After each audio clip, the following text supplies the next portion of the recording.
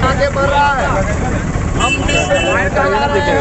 हम न्याय के साथ विकास कर रहे हैं, सबका साथ सबका विकास कर रहे हैं। और यहाँ पर बेटियों पर अत्याचार हमेशा अत्याचार हो रहा है। उसी क्रम में मनीषा जो उत्तर प्रदेश की हाथरस की रहने वाली थी, उसकी जो है 14 सितंबर को रेप कर दिया गया। का प्रशासन व्यवस्था एकदम बिल्कुल निकम्मा नजर आया कर रहे हैं। इसलिए ये जो घटना घटित हुआ है, इसकी हम लोग निंदा करते हैं। और योगी सरकार इस्तीफा दो भाई, योगी सरकार इस्तीफा दो। का सही से CBI जांच हो और वहाँ का जो DM निकम्मा DM, उस पर भी प्रशासनिक रूप से जो भी कार्रवाई हो कानूनी प्रक्रिया के अंतर्गत वो हो।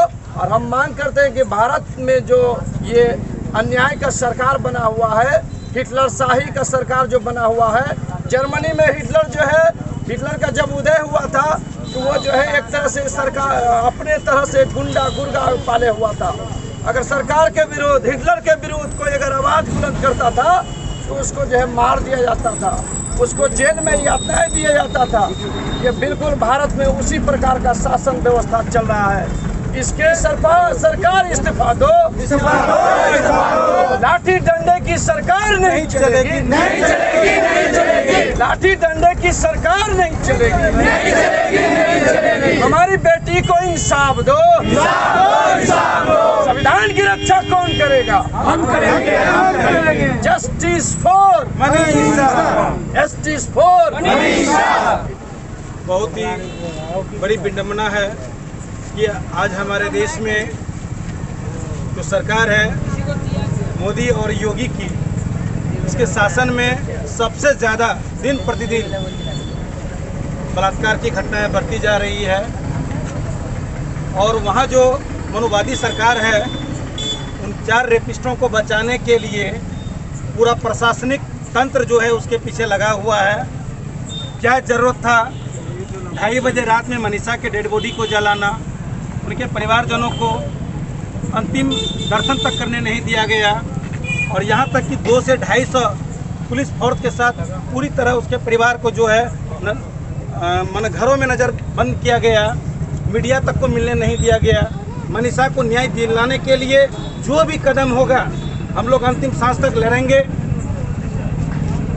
मनीषा को इंसाफ दो, इंसाफ दो, इंसाफ दो। मनीषा को इंसाफ दो, इंसाफ दो। ऐसा ही नहीं चलेगी, नहीं चलेगी, नहीं चलेगी। जय भीम दोस्तों। ये किसी के निगाहों से छुपा हुआ नहीं है।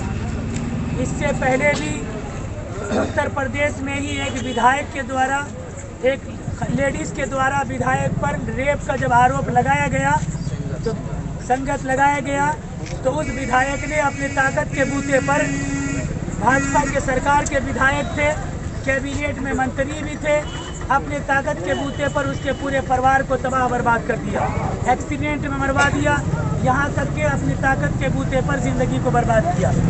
आज एक लड़की जिसका नाम मनीषा है, उसी भाजपा सरकार में रहने वाले लोगों के ही बच्चे हैं जो आज ऐसा कर रहे हैं। आपसे पूछना चाहते हैं कि क्या जिसके हाथ में ताकत और सत्ता होगी उनकी मनमानी चलेगी? क्या हमारे देश का संविधान मर गया है? क्या लोकतंत्र में इंसान का दिल मुर्दा हो गया है? हमारी जिम्मेदारी है कि जब सरकार में बैठे हुए लोग हिटलर शाही पे उतर जाए, बदतमीजी पे उतर जाए, तो समाज के हर जिम्मेदार आदमी की ये पहली जिम्मेदारी है कि सरकार में बैठे हुए लोगों को आईना दिखाए। क्या तंत्र को भी उसके घरों में जाने से रोका गया? ये सरासर बदतमीजियाँ दिखाई देती है और अपनी बुज़दिली और नाकामी को छुपाने के लिए देश की बर्बादी और तबाही का जिम्मेदार बनकर लोगों को बेवकूफ़ बनाने का काम कर रही है। लोग समझदार है और जाग चुकी है हिंदुस्तान के हर शख्स, हर वर्ग के लोग। अब हमारी और आप सब की जिम्मेदारी है कि हम एक आवाज़ होकर इस मनीषा के लिए इंसाफ मांगे। भी लोग शासन में बैठे हुए ऊंचे ऊंचे पदों पर हैं, ये सब बे औलाद हैं। कोई बीवी को छोड़े हुए हैं, किसी का तो बीवी है ही नहीं। तो जो औलाद वाले नहीं हैं, वो औलादों का फिक्र उसके दिल में कहाँ से हो सकता है? तो हम औलादों की पहले की दादी की जिम्मेदारी है कि हम सब अपनी औलादों की अपनी रक्षा करें और अपने रक्षा के लिए, अपने आत्मबल के लिए हम अपने संविधान के साथ मिलकर तमाम भाई हिंदू मुस्लिम सिख ईसाई मिलकर ये आवाज बुलंद करेंगे। संविधान की रक्षा कौन करेगा? हम करेंगे, हम करेंगे। मनीषा को इंसाफ चाहिए, इंसाफ चाहिए, इंसाफ चाहिए। इंसाफ दो, इंसाफ दो, इंसाफ दो, इंसाफ दो। हिटलरशाही नहीं चलेगी, नहीं चलेगी, नहीं चलेगी। लोग पहले कहते थे जंगल राज, ये जंगल राज से भी बदतर है। यह हमारे यहाँ यूपी सरकार के द्वारा जो किया जा रहा है गुंडा राज भी शर्मा जाएगा, इंसान भी शर्मा जाएगा। हम कहते हैं कि इंसान सारे जीवों से श्रेष्ठ है। ये ऐसा कुकर्म है कि सारे जीव शर्मा जाएंगे इस कुकर्म से। तो सत्ता पर आसीन बैठे हुए लोगों को सत्ता से उखाड़ के फेंक देना चाहिए, जो ये गलत लोगों को संरक्षण देता है और उसको जो है बचाता है।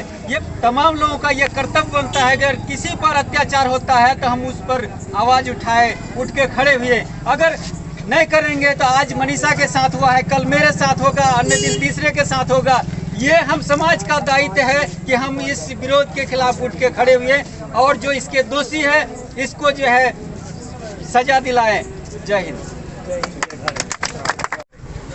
यह हाथरस की घटना सिर्फ एक दुष्कर्म ही नहीं है, बल्कि एक लड़की के साथ में 3 बार मारा गया। एक ही आदमी को 3 बार मारना हो गया। पहला मारना से दुष्कर्म हो गया, दूसरा कि उसका उचित इलाज नहीं हो जहाँ उसका इलाज होना चाहिए था। आईसीयू में बाद में गया, सफदर अस्पताल में हफ्तों दिनों के बाद, 15 दिनों के बाद। तीसरा मारना ये है कि जब लाश वापस आती है तो पुलिस के बल प्रयोग से उनके परिवार वाले को, परिजन को लाश को नहीं सौंपा जाता और वो लाश को, पार्थिव शरीर को वो दाह संस्कार का नाम दे करके उसको जला दिया जाता है ताकि फिर इसका पोस्टमार्टम न हो सके। बड़ी अफसोस की बात है वहाँ की तानाशाही का। एडीजे का एक बयान आता है और उसमें कहता है कि पोस्टमार्टम में रेप का कोई मामला नहीं है, उसमें शुक्राणु नहीं पाया गया।